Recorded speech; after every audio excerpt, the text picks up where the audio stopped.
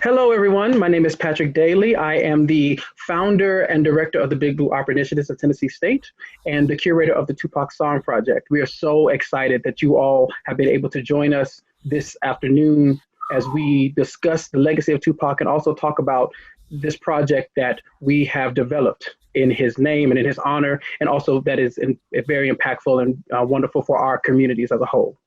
So the Tupac Song Project centers the poetry of the legendary and influential artist Tupac Shakur and pairs it with music in the classical aesthetic. Revered for his role in hip hop, Shakur was a brilliant and trained, well-rounded artist.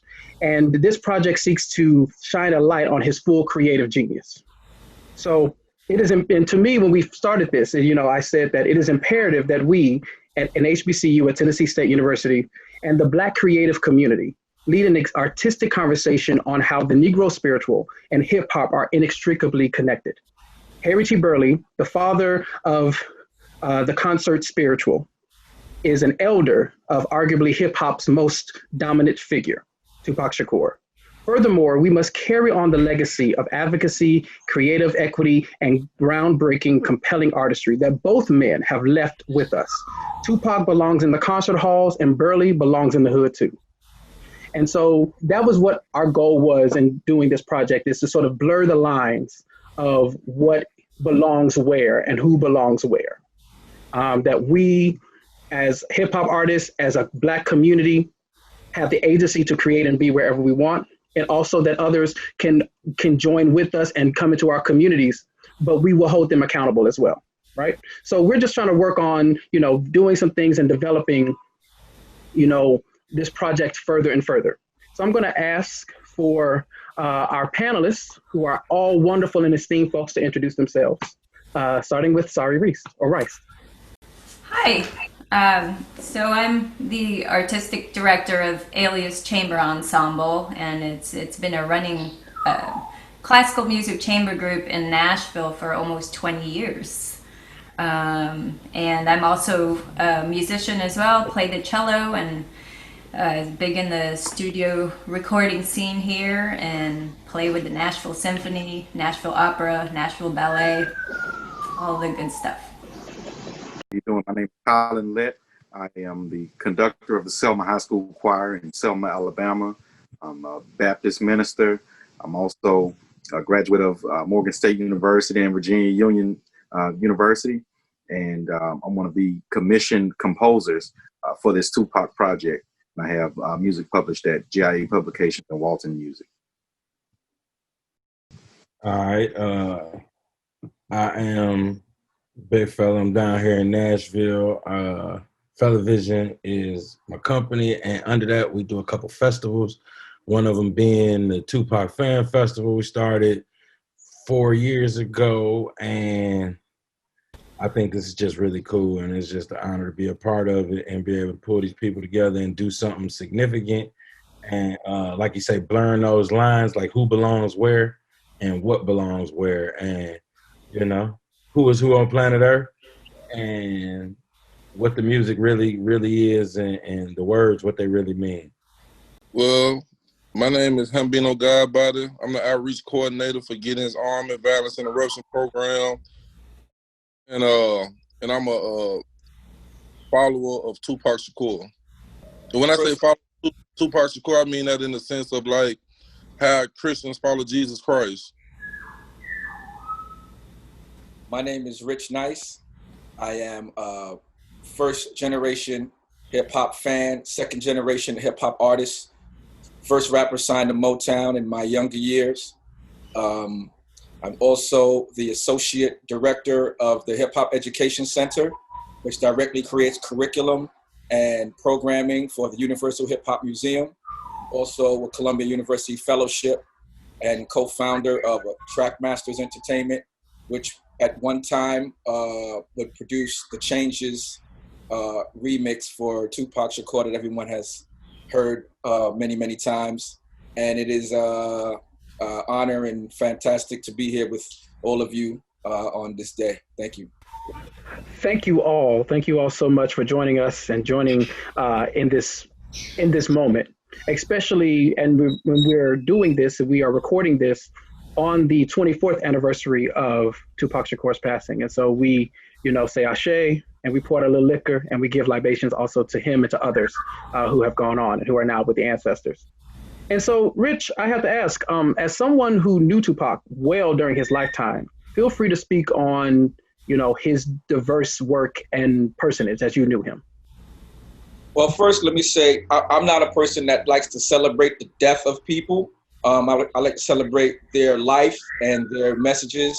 And so as we are here today, I'd like just to reiterate that to the world, that we should celebrate the people that we honor and love every day and throughout the memory of them, so that they can always be present with us. Pac was a person who, to put it simple, he evolved constantly and was not afraid to evolve. One thing about hip hop is people find a comfortable sweet zone and they kind of stay there, and like that's their style and that's their zone, and they don't want to stay from there. They don't want to move from there because that's what's working. And Pac was a person who believed in evolving, and so his musical taste was everything from opera to bhangra. His musical style was, if you listen to his music, it was consistently featuring multiple things, and it's just kind of interesting to watch the world embrace him and all of his complexities as a human. Thank you for that.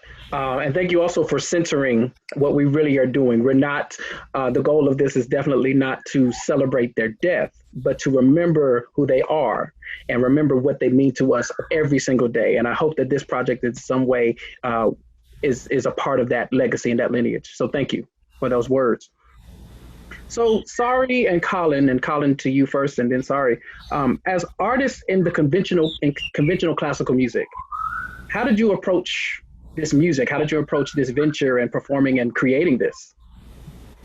Well, as a person who grew up as a fan of Tupac, just as a fan of Tupac, I tried to approach this classical music assignment with the heartbeat of we as a people. We have our own classical music, and it's not necessarily what you might hear from Handel and all of those guys, but we as Black people have jazz. We have our own classical idiom and easily meld with hip hop. Social justice, that heart of hip hop, as our writing, the composition based poetry. Yeah, I'm speaking more again on the musical aspect here.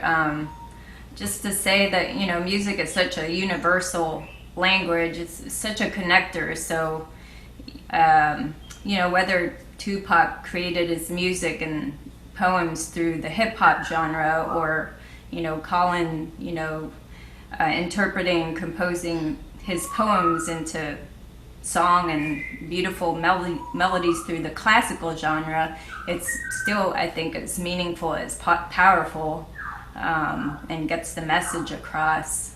So, and that's kind of what ALIAS Chamber Ensemble tries to, that's one of their goals, is to always create, innovative programming with just the highest artistic standard. And so we're just thrilled to be a part of this project. So to everyone, Tupac Shakur is such a prolific and important figure.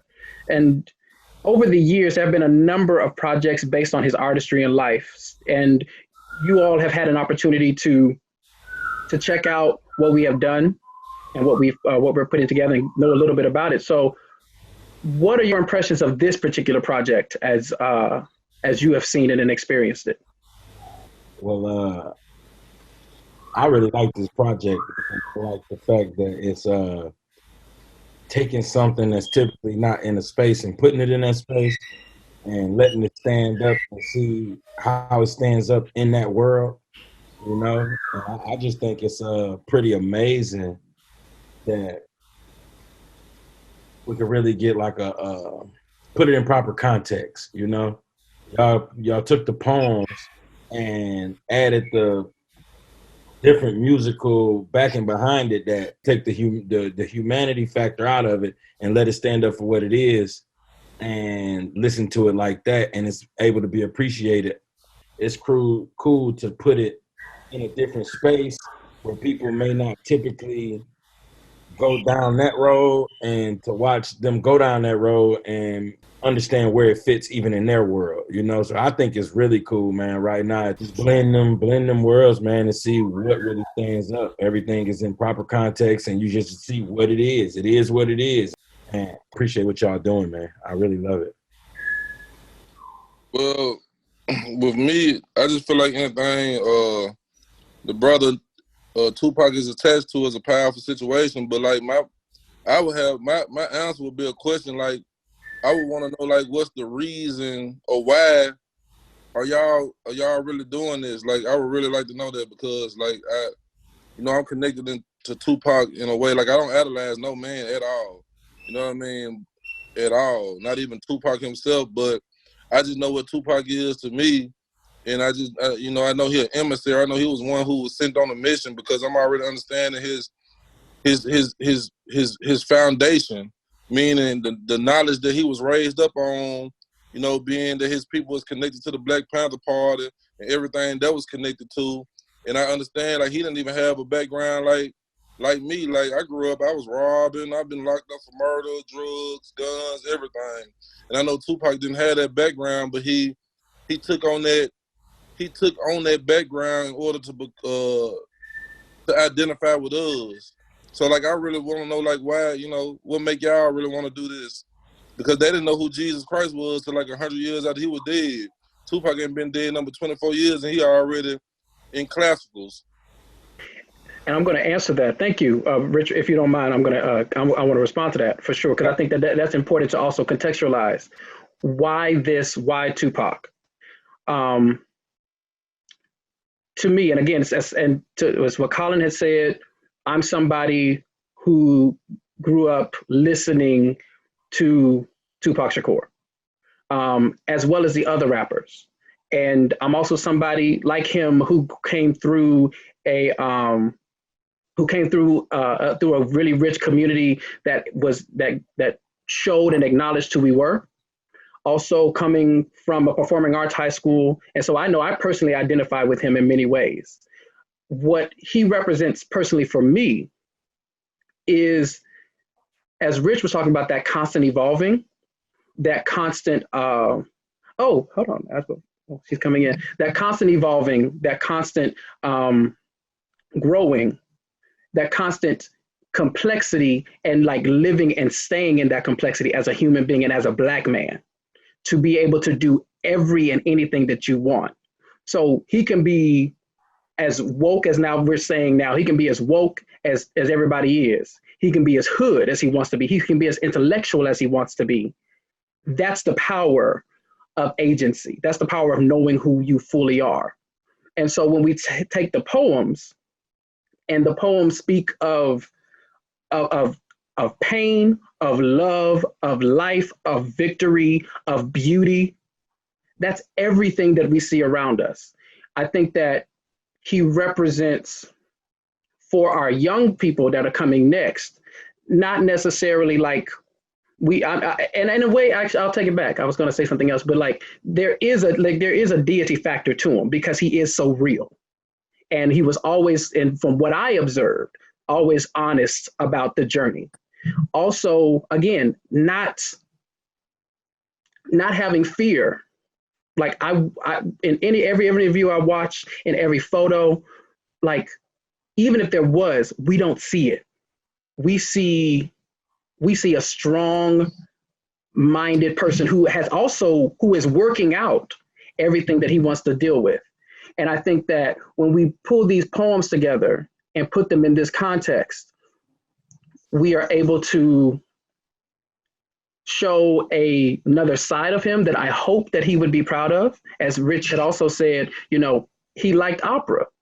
He went to a performing arts high school. He was around all of these artists and this whole community that gave him the freedom to try and do everything. And so we want to be able to say to our young people and to our communities as a whole that we don't have to just do it. Excellence and humanity and growth doesn't look like one thing. It doesn't look like being, yes, Collin is a Baptist minister and he's suited and booted. That's cool. But excellence is also Hambino. Excellence is also Tupac. Excellence is, that's why I did want to have it at the Harry T. Burley Spiritual Festival, because Harry T. Burley, yes, creates and constructs the concert spiritual as we know it. But Tupac Shakur changes the game too. Hip hop is in direct line to the Negro spiritual because it is all our creative expression. And so it is also very key that we as Black artists, and even as Black men and Black creative artists, are able to say, no, he's our brother. Harry T. Burley is our brother, is our Jegna, is our mentor, is our ancestor, is our elder. Tupac Shakur is also all of those same things. We're going to, do everything that we can to show our communities, because it's really not for anybody else, just so we're very clear. It really is not for other people. This is for us. This is for our community. And if others are joining in, understand that this is how we run the show. We are going to run this, and we're going to show that we are just as capable of creating, of having all of the freedom and the humanity that we want to have. Well, go ahead. I'm sorry, Rich. Hip hop has invented nothing, but we have reinvented everything. And so this project to me is an extension of that hip hop reinvention in using who I call the Bob Dylan of hip hop. If you look at Bob Dylan's career and just the time where he's talking about peace and revolution to every other rock and roller that they respected, any rock and roller planet Earth will say Bob Dylan. Tupac is that individual that any hip hop person, planet Earth, young, old, doesn't matter. They will say Tupac's name. And that's part of that reinvention. And so what you do in this project, I think, is spot on, because it doesn't matter what medium hip hop goes into. Once hip hop is touching it, we kind of pull it into the bosom. So this is something that it might not be expected. Someone might say, well, like the brother said, why? Why would you do this? And it's because that constant reinvention has to keep happening over and over, so that the tentacles of hip hop are across the planet, no matter what you look at or listen to. And it will affect, these are his words. He said, I might not change the world, but I'll be the voice that inspires the mind to change the world. And so that's what this is all about. This is about being able to digest something and say, you know what, this would sound, what if I just took this and played it with them? Wow. And that is, in essence, hip hop. Okay. I'm going back to church again. I'm full. Aiyisha, so grateful that you were able to join us. Hello. Hello. I'm happy to be here. Thank you so much. What would be great is if I could get a statement. I'm going to ask a question as someone, again, who is connected to Pac, who is a family member. Just wanting to know, like, as someone who knew Tupac well during his lifetime, just feel free to speak on his diverse work, but also him as a person, and the Tupac Amaru Shakur that you knew. Wow, that could be loaded. But what I will say is that he was one of the best people to ever live. And yes, I am biased, but that's okay. And I feel like now, especially, everything that he said, definitely people are listening to, because he spoke about a lot of things that we're experiencing now in this lifetime. And that just, it proves the way we were raised was right, which we always knew that, but, that our parents were doing something right. And although people didn't understand it at the time, it is now proving to be true.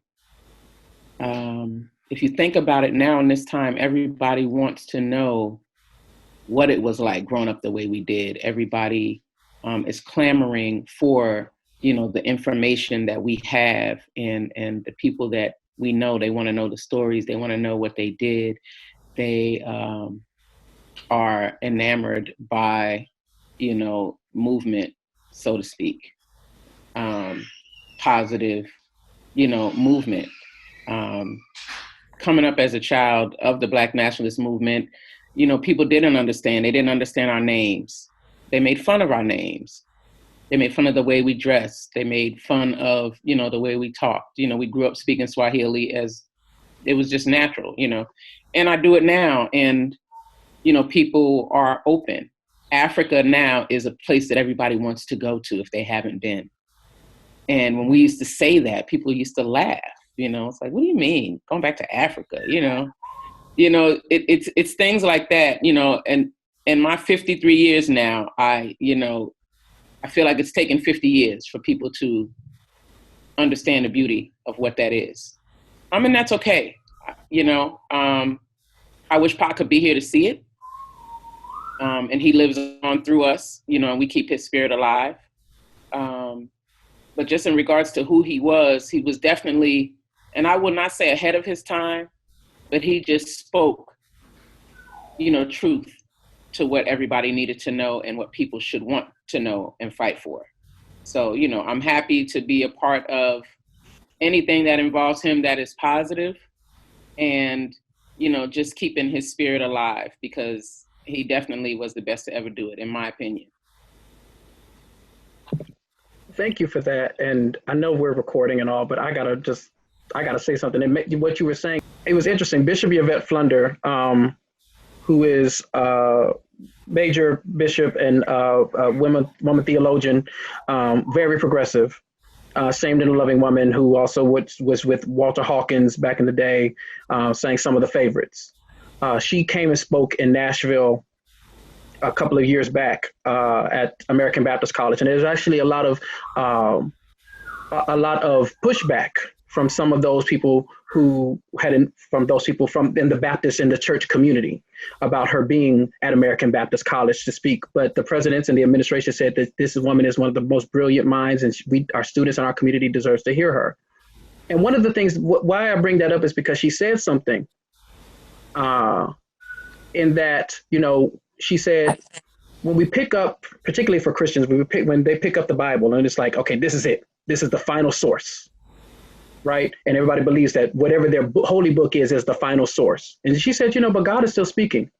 And she said, Dr. King's letter from a Birmingham jail should be canonized. And she went on to speak about, the text of William Lloyd Garrison and Frederick Douglass. And when Aiyisha was speaking, it made me think, like, Tupac's work should be canonized. It's just as sacred. It is just as sacred and just as real, because it challenges us to do better, to think further, to develop ourselves in our full knowledge and our full humanity. And so I just wanted to bring that into it, because I was like, yeah, like this. And I think that part of what this project is about exploring what belongs in the canon. We're seeing now with classical music, there's the Black woman composer Florence Price, who did not get her due justice during her lifetime. And we're just now, digging into her brilliance. Why do we do that, right? People who challenge us, we don't get it during their lifetimes. And so I was quite young when we lost Tupac Shakur, but he made such an impression on me. So I know if he made that impression on me, and I'm a little suburban boy who sings opera, what kind of impression does he make on the rest of our community and on other people? And so what Aiyisha you were also saying about how, now we're listening, now people want to be engaged, so we need to speak. And I do believe that, I hope that this project is speaking, and it's providing that in some way. So thank you for that. Hey, before we continue, can I just say one more thing? The reason that I asked, why are y'all doing this in Tupac's name, is because, to me, Tupac is the most powerful person that ever walked the face of this earth. You know what I mean? And I got introduced to Tupac differently because, I listened to his music and I was on his music, but I was lost at the time. I was listening to his music. And when I went to the federal penitentiary, I was blessed to be in a cell with a Afghan brother, 100%. He from Afghanistan, 100% Afghan. And this brother told me that Tupac was God, right? So at the time I was lost. I had a Christian mindset, and I was like, Jesus, God. But I'm gonna make a long story short because it's too long for the Zoom call. So anyway, this Afghan had every Tupac lyric laminated in a folder. And how people study the Quran and the Bible, which he studied the Quran and the Bible also. He studied the lyrics of Tupac and broke down scripture to me using Tupac words. So that's the reason that I was asking, you know, what do you think about Tupac, or why you doing it? Because like I feel like, you know, at the time Tupac was walking the face of this earth, it was like having Jesus here. But you know, people be looking for Jesus to look a certain kind of way and talk a certain kind of way, and when they do stuff like that, they miss their visitation. And so yeah, that was kind of like the reason I was asking, because you know, hey, his lyrics do something different to me. Thank you for that. Thank you for that. One thing I wanted to say, and actually, I know we're supposed to be going somewhere else, but this is getting really, really good. And I definitely would love for Collin, because he actually is a minister, to chime in on this as well. But universal truth is universal truth. Tupac spoke universal truth. You know, he's a part of that lineage. So yes, I may identify as a Christian, but that doesn't necessarily mean that I cannot hear the truth coming from Tupac Shakur. Just as we should not absolve the truth coming from any other faith tradition, right? I believe if it is true, and it actually scripture does speak about it, like whatsoever things are true, whatsoever things are honest, you know, speak on those things. And so he does speak to that.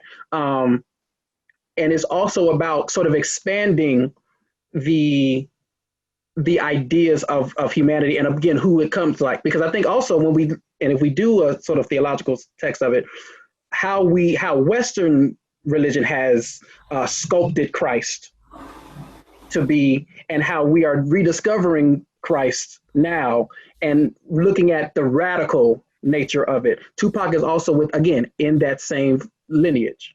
We continue to need, as the hymn says, voices that speak from eternity. We continue to need those people to speak to us, to challenge us. And I'm sure, I know that there are a number of voices that are coming up as well in that same lineage that goes back to Moses, to Jesus, to as some would say, Baha'u'llah, to oh my goodness, I'm losing my mind. Muhammad, on to Buddha. Like there are continued, because if you're speaking truth, no matter which one you necessarily ascribe to, truth is truth. It like what NDRE said, either it is or it is, or it is or it isn't. The truth, it needs no proof. And so that's just kind of my thoughts on that. And then I'm gonna shift to the Collin now. I think we're gonna keep going. I'm sorry. And just, you know, like I said, I'm a Baptist minister, but my thinking is we have to remember that Jesus was liberator. That's what he came to liberate, and then follow behind him, you know, Holy Spirit. When the Holy Spirit is talking about, is the same thing that we look at when we talk about Tupac music. We talking about a brother who was speaking truth to power, as Aiyisha said, and he was talking about police brutality. This the main issue that we're talking about here in 2020. He was a prophetic voice. He was a voice of truth to power, for the least of, you know, if we, you know, kind of juxtapose what he was talking about to Christianity. So it's not necessarily that I'm, you know, deify Tupac, but when I'm preaching a sermon and I'm preaching against some of these powers and principalities that we deal with in Christian faith, one of those voices that we have to you know, lean towards in culture is Tupac. Oh, especially when Jesus said, "Greater works you should do than me." That's it. Sorry. Collin will tell you, I speak that all the time. I actually say that all the time, because that we sit up here and think, oh, well, this is it. No, greater. We're gonna do more. Sorry, I got excited. Because again, truth is truth. Truth is marching on. Okay, I'm stopping. Well, can I say something real quick, Patrick? Please do. Okay, I think it's a context thing, right? I think it's a Malcolm X said, like, we don't know who we are, where we are, who we really are, what we really doing. We living out of context, right? And I think Tupac allows us to put some things in proper context and see it in real life. Somebody told me that history is just us in different. The history is just us in different clothes, you know. So if you take being a child of the Panthers came out of the Malcolm X. The movie Malcolm X. Malcolm X's father was a follower of Marcus Garvey. Marcus Garvey was a child of Haile Selassie in Ethiopia. You know, Ethiopia, then you go back to Solomon. Inside that lineage, you got Jesus, you got all of it, David. And if you just look at, since the beginning of time, there's always been two opposing, yet kind of, what's the word? They run together, forces. You know, you got light and dark, evil, good, whatever. There's always been a spirit of overcoming and a spirit of oppression. You know what I'm saying? And overcoming oppression. It's the same thing since the beginning, you know? And all throughout time, there's always been that same spirit fighting the same good fight. You know what I'm saying? So what is that in proper context?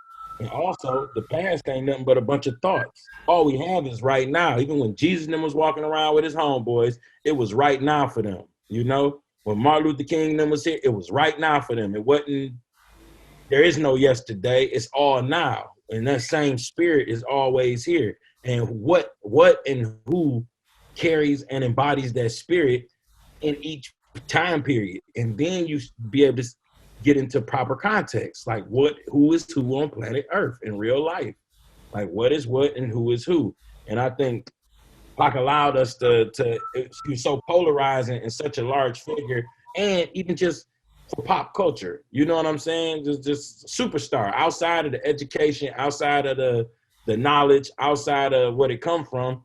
Once you pierce pop culture, then you can really take a look at it on the whole, you know. And I think that it just allows us to put a lot of things in proper context, especially looking back. Like Hambino said, they weren't really talking about Jesus, like they weren't telling them stories till 100 years later, you know? And then all the books things that people wrote just around that time over a 300-year period ended up being the gospel. You know what I'm saying? So what changes that from now? People who are around to witness things and wrote about it now, or just marked the signs of the times. She said, not really ahead of the time, but like so on point with the time that is ultra relevant. But yeah, that's all, man. I just wanted to throw that. Hey, no, you on point, because Tupac got a scripture that confirms what you're saying when he said, "We outlaws, mother, can't kill my pride."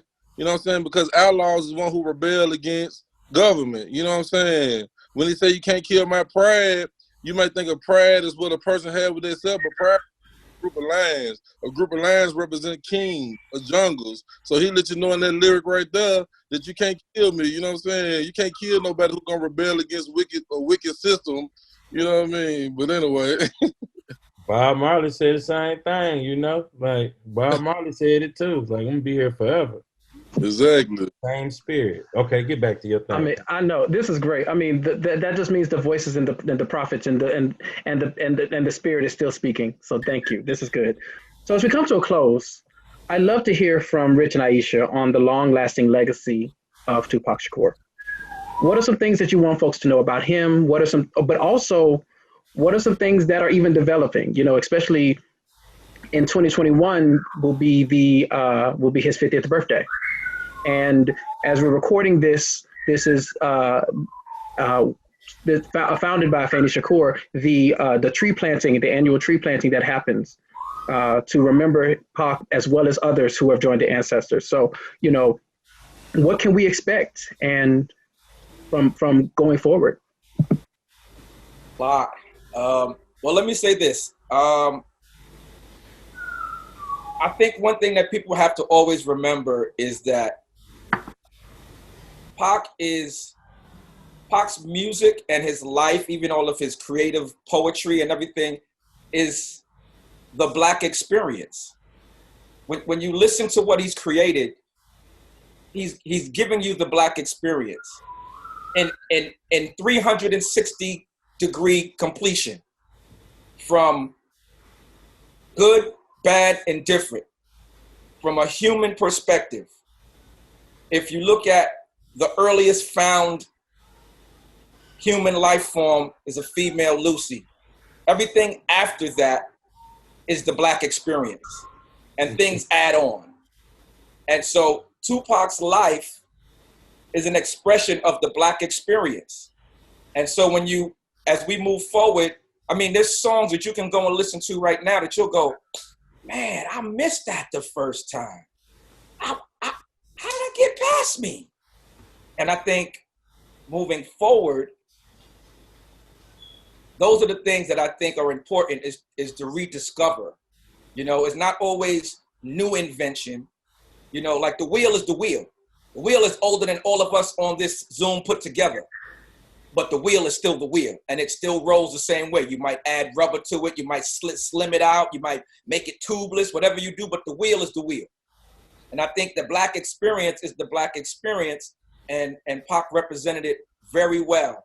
From a little boy till a grown man, and even in his afterlife of us here talking about it, we're still talking about Tupac's perspective of the Black experience. And I think as we move forward, that's something to remember. So coming up on his birthday next year, there's going to be a lot of great reveals. Some of them I'm not sure if I'm even at liberty to say, so I'm going to leave that for Aiyisha. But for me, you know, it was my brother. You know, he is my brother, and we had a great time running through the streets of Los Angeles and running through the streets of Harlem, and the conversations were always authentic. You know, I always got the same Pac, no matter where I saw him, no matter what point of his life, he was always the same Pac for me, the same Pac. It was always the same jokes, the same vibe. And in this business, it's very difficult to maintain your authenticity. Your authenticity is one of the first things you lose in the music business. And Pac never lost his authenticity. That was beautiful, Rich. Thank you. Yeah. We know he loved you. So what's happening? Well, so I also sit on the board of the Tupac Amaru Shakur Foundation. So today there, are different plantings happening in a few cities. I spoke to my cousin Setua earlier today. So it's always, she's doing really well today to me. And I feel, I'm really happy about that. This is also the birthday of our Uncle G, Geronimo G. Jaga, who also is Pac's godfather. And he, left in 2011. So they're probably up there having a party together with my mother, Anna Faney, they all up there, raising hell like they did on Earth. So in 2021, there is a lot that's going to be happening. One thing that I am contributing to is a book that I have entitled A Light on a Hill.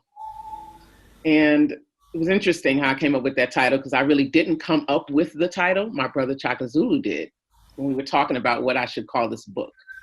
So we were not only, the child of Black Panthers, with our parents being Black Panthers, but we were also children and citizens of the Republic of New Africa. So there's a New African creed. And one of the tenets is knowing that I'm a light set on a hill, a true representative of what we're building. So when I was talking to Chaka about what the title should be, he said, a light on a hill. He was like, he's a light on a hill. And I was like, you know what? I like it. It's great. It fits. So that's how that came up. So the thought I had with the book, and all the proceeds are going to go to the foundation, is that I wanted people to share stories, those who knew him and those who didn't know him. If you knew him and you had a story to share, I want you to share that story. If you didn't know him and he impacted your life, I want you to tell how he impacted your life. So that's what we're doing. So we're interviewing, people. We're still setting up interviews and stuff like that. It's a process. and people are going to share their story of how he impacted them. So that's one way that, I thought that I could, contribute to what would be his 50th birthday, and then also the 25th anniversary of his passing. We're doing a lot of planning, foundation side. So, you'll be hearing more about that, but he never dies. Pac lives forever.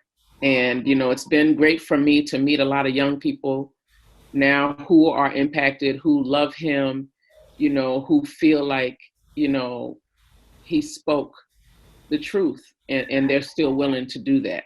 And so I'm really excited about this next generation and the people that he continues to impact, along with his family. We still love him, and, all of those who he ran around with. And, we're just here making sure that we keep his legacy alive and his name, because people, I think they shy away from giving him the recognition that he deserves. And I don't know why that is. I think people are afraid of the power. And, we just never let that, I never let that be. I'm always saying his name wherever I am, and being in this business 30 years this year professionally, everybody who knows me knows. There was a long time that I didn't really talk about Pac. And I think it was the pain of, how he left and what happened, and me being around, for certain things. Like I was in New York when he got shot at Quad. We had just left court that day. He wasn't going to Quad, and then I get a call and he was there, he was shot, go to the hospital. So, it's just been a lot, and as a big cousin, I was, kind of that voice, of reason to him, or that voice that would say, maybe do this, don't do that. So, it was a lot of pain, but I'm working through it now. So, I have a job to do, and it's my responsibility to make sure that everybody knows who he is, how important he is, and to make sure that his impact is felt always. Thank you so much for that, Aiyisha. Thank you to everyone, to Rich Nice, Big Fella, Hambino Godbody, Sari, Reist, Collin, Lett. Also, shout out to the National Museum of African American Music. Shout out to Home in Nashville, helping our music evolve. Tennessee State University, the Big Blue Opera Initiatives at Tennessee State University. ALIAS Chamber Ensemble. Fella Vision. Gideons Army. Thank you for this moment. Thank you all. And we hope that in some way, Music City can be a part of, the work to continue Pac's legacy, to continue that name, and how we can all be and see ourselves even as that light on the hill that he is, that example for us. Thank you all.